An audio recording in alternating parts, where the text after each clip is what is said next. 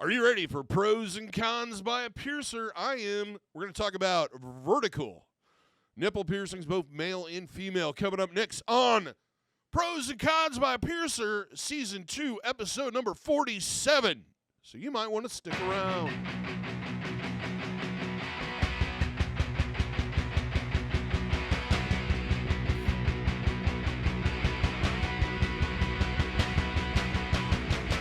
For those that are new to the body piercing and tattooing channel, first off, welcome to the channel. Hope the videos are helpful and useful and all that wonderful stuff. But you might not know who I am. My name is DaVo. I'm a professional body piercer and have been since 1994. I own and operate the Axiom Body Piercing Studio located right here in Des Moines, Iowa, inside Skin Kitchen Tattoo. What we're going to talk about today is vertical or angled nipple piercings.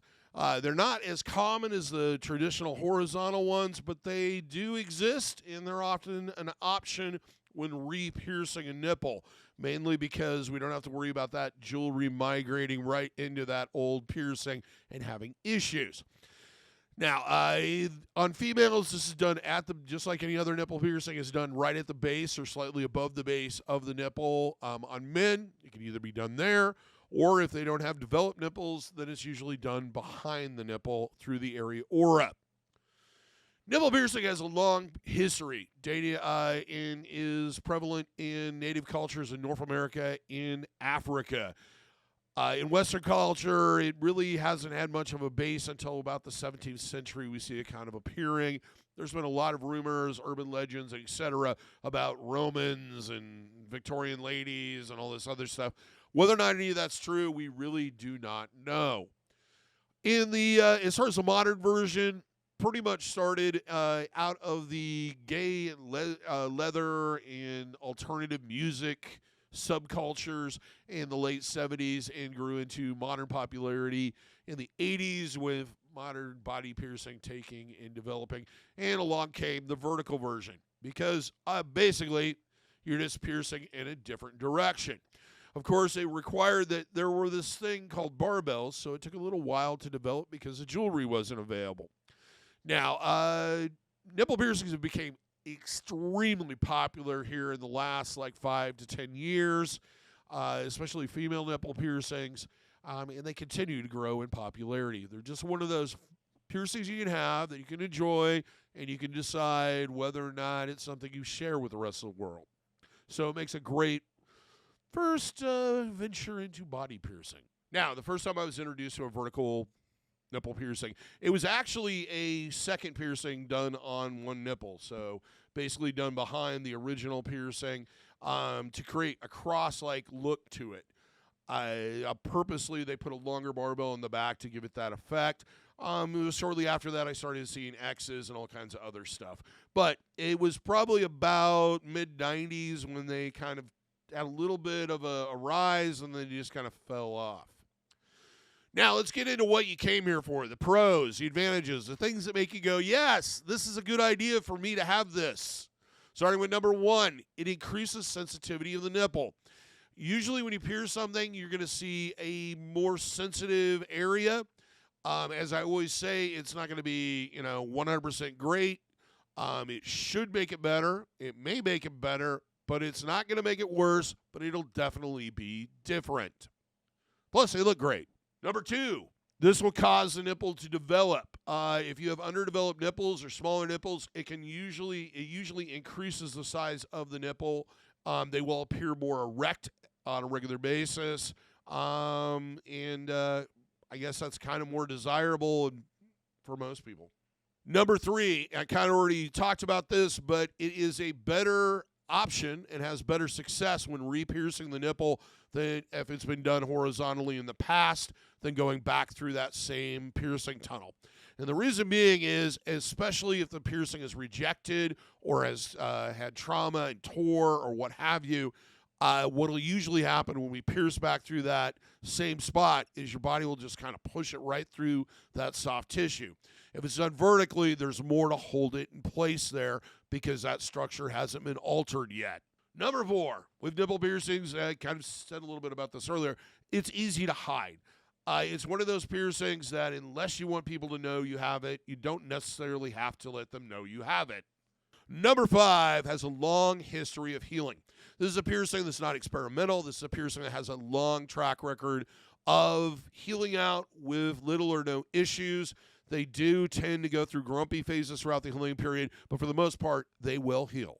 Before I move on to the cons, if you like this video or found it informative, give us a thumbs up. Let us know that you liked it, because we like it when you like it.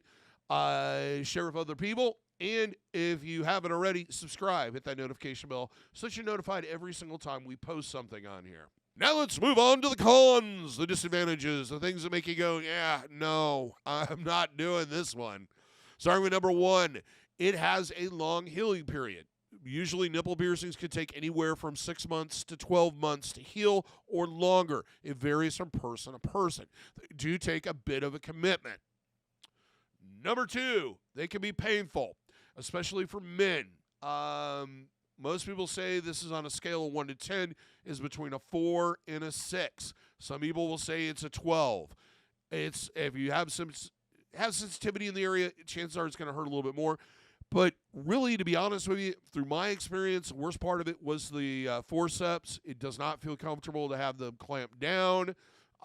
Usually with men, we have to kind of move around and kind of loosen up the tissue, and it makes it a little bit more uncomfortable. But it is not the most painless piercing in the world. However, I will say this much. You can get through it, and it's probably not going to be as bad as you think it's going to be. And the results of having it done usually far outweigh any discomfort you feel during the healing. Number 4, limited jewelry options. With this one, you pretty much can only wear standard straight barbells. Yes, there are lots of different ends that you can put on there, especially the threadless options, but for the most part, you are stuck with straight jewelry. You cannot put rings in this. You cannot put circular barbells. None of that stuff is going to work and will probably cause problems even in a healed piercing. Number 5, since the idea is to try to get him to look straight up and down, over time they can migrate or shift a little bit one way or another. Also, if you gain weight or lose weight quickly, that can make them go out of alignment. So if you're one of those people that is bugged by the fact that it's not perfectly straight up and down, this may not be the piercing for you. Then again, they look cool either way, to be honest with you. If you like merch, you like swag, you like t-shirts, check out our merch store. A link is in the description. Now, we're going to go on to what you should know before you get the piercing done. First off, your piercer should be experienced with this piercing. Professional, informative, make you feel comfortable and at ease. Do a consultation that involves aftercare, risks, checking your anatomy, etc. They should do this without asking. It is part of the piercing process that should be done on every piercing. Kind of saying the same thing again, but your piercer should have experience with this piercing. It is a little bit more advanced than normal nipple piercings, just basically because it is a different angle. It feels strange to do it the first couple times, and you kind of have to have an idea of how you clamp that anatomy or how you apply pressure to the anatomy to get that piercing in there correctly. The jewelry will need to be longer than needed, and it will need to be downsized. Usually I suggest downsizing, especially if you're having issues, in roughly 4 to 6 weeks, sooner if you're seeing problems. The reason why I put longer jewelry in is to allow for that swelling. Once that swelling goes down, it doesn't need to be that long, and it just increases the amount of movement you see with the jewelry, and it also increases the target or the profile and making it more likely to get caught. And with this one, it works like a lever in some cases. This needs to be done with a straight barbell. I already said this, but let's say it again. You can't put a ring in these. You can't do curved barbells. You can't do circular barbells. It needs to be a straight post. They should talk to you about cross-contamination prevention during the consultation, and this is going to involve no oral contact, no exchange of bodily fluids, keeping your environment clean, clothing, bedding, towels, not submerging the piercing in bodies of water that you can't control the quality of. In other words, no swimming. Also, keeping pets away from it. Don't let them sleep in the bed with you. You may, additionally on that, I would suggest wearing, if you're a female, wearing something with even support or something that reduces the amount of sway of your breasts because it's going to feel uncomfortable. It makes the jewelry move and it doesn't feel good. Now, you need to kind of experiment with what's going to work. A lot of women say sports bras, men's A-shirt, tank tops are their best option. Other women, because you're shaped differently, that isn't the case. So kind of experiment and figure out what works for you. Mainly, it's focusing on that first couple weeks when it's going through its tender phase. Now, does your piercer supply aftercare product? In this case, I would suggest a sterile saline spray such as Nelmed's Piercing Aftercare or Wound Wash. You want to contact your piercer, see if they sell that or if they know where it's available in advance so you can have that stuff on hand as soon as you need it. Now, if you're redoing a piercing, like you had a nipple piercing and it migrated or rejected or got torn, you do want to give your body plenty of time to regenerate that tissue back to as close to normal as it possibly can. That doesn't mean, oh, it ripped last week, I took it out, 2 days later I'm going to go ahead and get it re-pierced. You want to wait a while. I would say a minimum of 2 to 3 months just to be on the safe side. Now let's move on to the piercing experience itself. There should be a consultation and jewelry selection. During this, they should take a look at your anatomy, measure your nipple if possible with a caliper to give them an idea of how long the jewelry needs to be. Having jewelry that's too short can be a very uncomfortable situation during swelling. It is important that they get that right. And oftentimes they will oversize just to compensate for the fact that you're a human and your body will react differently from other people sometimes. Next up, waiver, setup, and disinfectant. Basically, they will probably have you fill out a waiver, which covers medical issues, health issues, medication, allergic reactions, all that fun stuff, and releases them to do the piercing. Then they will begin the setup, where they pull out each tool. After, of course, they scrub up, then lay down a drape of some sort, and then begin to unwrap or set the packages on there, and then unwrap the sterile equipment they're going to be using. Once they've done that, they will disinfect the area with a surgical scrub. Personally, we use providine iodine, also known as betadine.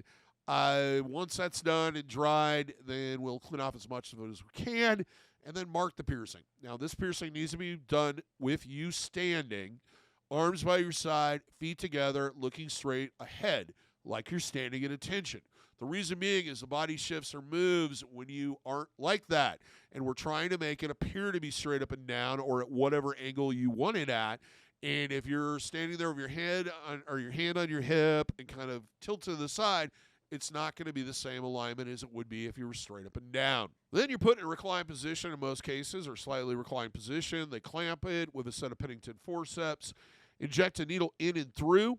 The jewelry usually has a guide pin threaded onto it. It just slides right into the piercing. Take off the guide pin, put the new end on, and you're done.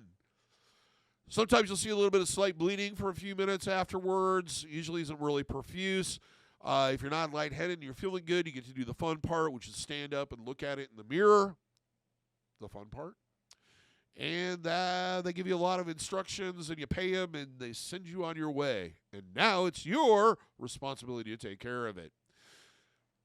One thing you do need to keep in mind is that this is going to be tender to the touch and have some reaction for the first 3 to 5 days. It's going to be red, discolorization, heat, tenderness to touch, inflammation. This is all reactions to the trauma that was created by doing the piercing and then the cleanup effort in the beginning of the rebuilding of tissue.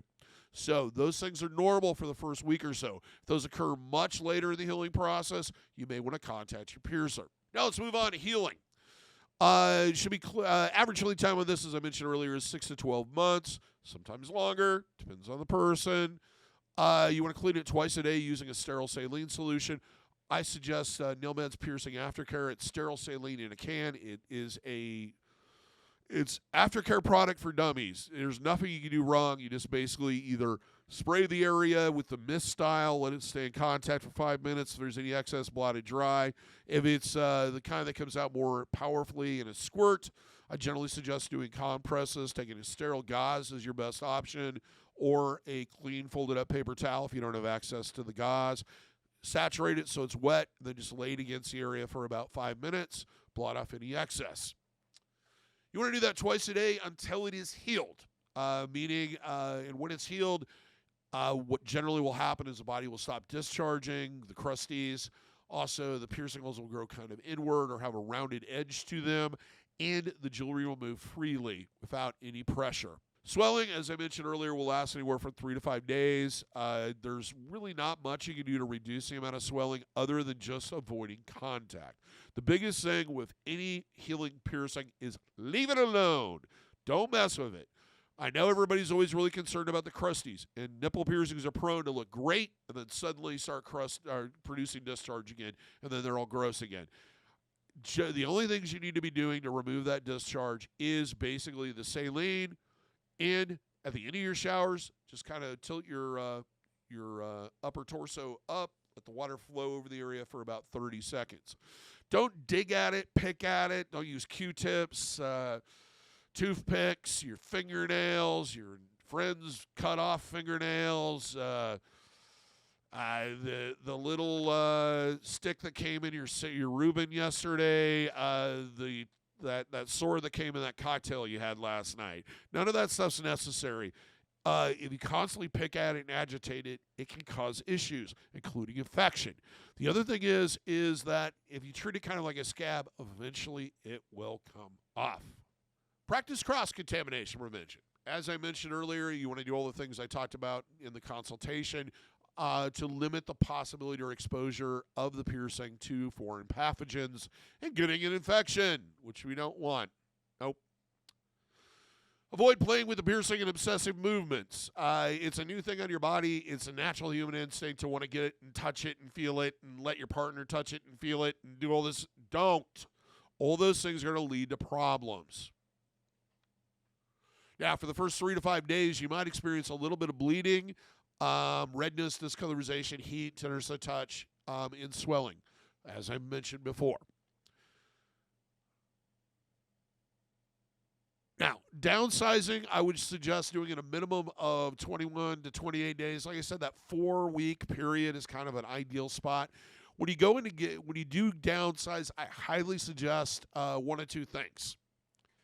Either you go see your piercer and let them do it, or you purchase a guide pin. A guide pin is a tapered pin that on one side has threading that threads onto the barbell, and the other side is super thin or thinner. What you do is you take off one of the ends, you thread on that guide pin, you push the old jewelry out, or in this case, I guess this way, or maybe this way. Once the guide pin is in there and the jewelry's completely out, you unscrew the jewelry from the guide pin, put the new jewelry on that guide pin, and then push it back through. That way, the piercing is never empty. You don't have to worry about figuring out how to get that thing back through there and possibly lose the piercing in the process. Otherwise, go see your piercer. That should be the way that they will downsize it.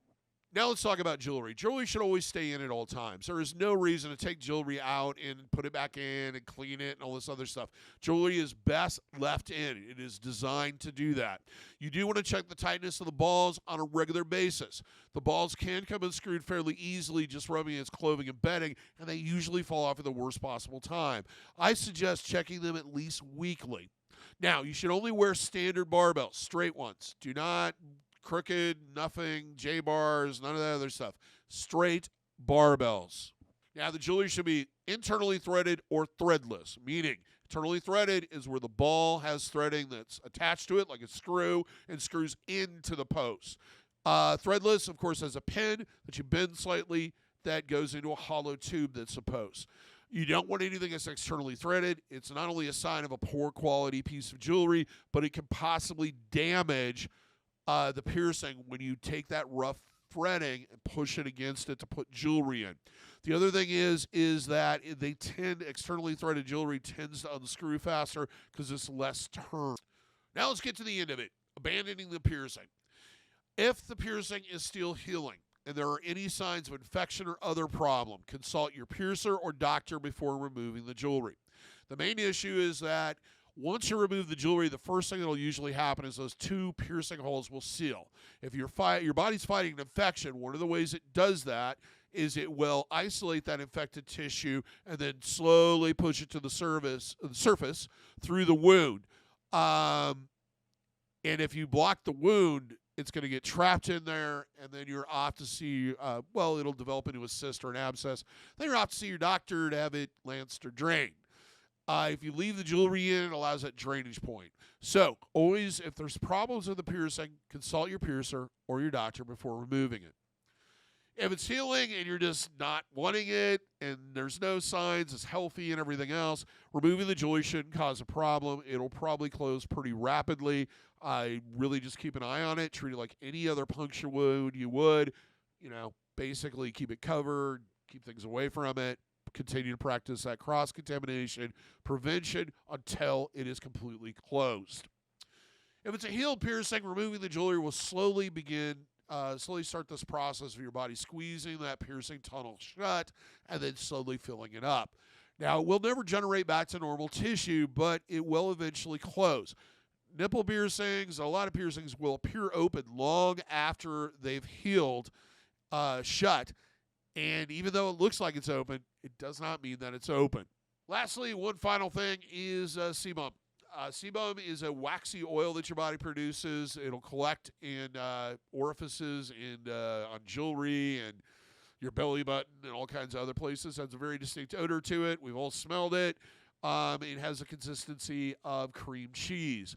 It is not a sign of infection if you squeeze an old nipple piercing and this white stuff comes out. Basically, it's that stuff. It's sebum. Leave it alone. Clean it regularly with warm water and soap. Should be fine. Not something you should be concerned about. Well, that's it. I hope that covered everything you needed to know about vertical nipple piercings. Till next time, here's hoping all your piercings heal with ease and without a single issue. And if you're in the Des Moines, Iowa area, I hope to see you for your body piercing needs in the future. Have a good day, everybody. Take care, and check out one of these other videos.